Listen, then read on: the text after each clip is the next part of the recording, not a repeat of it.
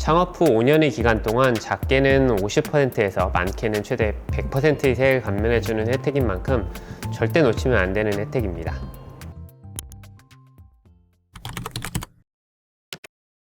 안녕하세요. 세무법인 해움 오재현 세무사입니다. 예전과 다르게 최근에는 청년분들이 창업 시도가 많이 늘어났다고 합니다.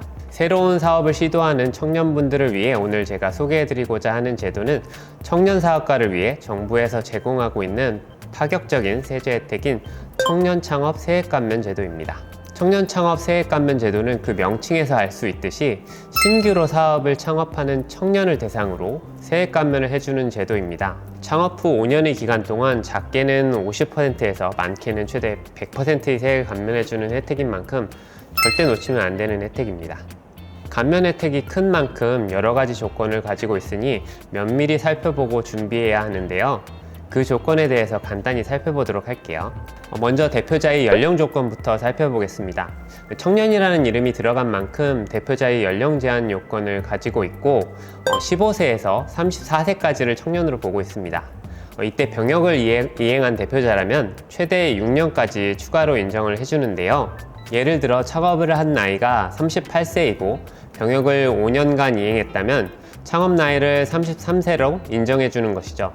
보통 2년간 병역을 이행한다고 가정하면 36세 창업까지 청년 창업 세액 감면을 받을 수 있겠습니다. 두 번째 요건은 신규 창업 여부입니다. 청년 창업 세액 감면은 최초 창업 시에만 혜택을 받을 수 있습니다. 이 기준은 업종별 최초 창업을 기준으로 하고 있기에 만약 예전에 음식점을 창업한 적이 있지만 이번에는 전자상거래업으로 창업을 한다면 최초 창업으로 인정을 받을 수 있습니다. 하지만 기존 사업을 인수하거나 개인 사업자에서 법인 사업자로 전환하는 경우, 동일한 업종을 폐업했다가 다시 창업하는 경우, 그리고 중간에 업종을 추가하는 것은 신규 창업으로 보지 않아요. 다만 법인 전환의 경우에는 일정한 요건을 갖추어 진행할 경우에는 감면을 인정받을 수 있는 길을 열어두었습니다. 따라서 다소 복잡한 상황에서 청년 창업 세액 감면 적용을 원하신다면 전문가와 미리 상담을 해보시는 것이 좋겠습니다. 세 번째는 업종 요건입니다. 정부에서 세액 감면 혜택을 주는 만큼 주도적으로 육성하고자 하는 업종을 열거하여 혜택을 주고 있습니다. 예를 들어 부동산 임대업이나 단순 도소매업은 감면 대상 업종에 포함되어 있지 않은데요.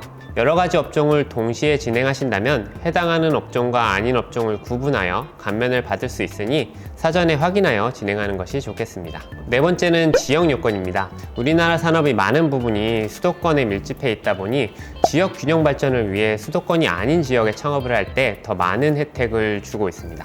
세법에서 수도권 과밀억제권역으로 명시하고 있는 지역이 있는데요. 이 지역 내에서 창업을 하는 경우에는 50% 감면, 이 지역 외에서 창업을 하는 경우에는 100% 감면을 적용해 줍니다.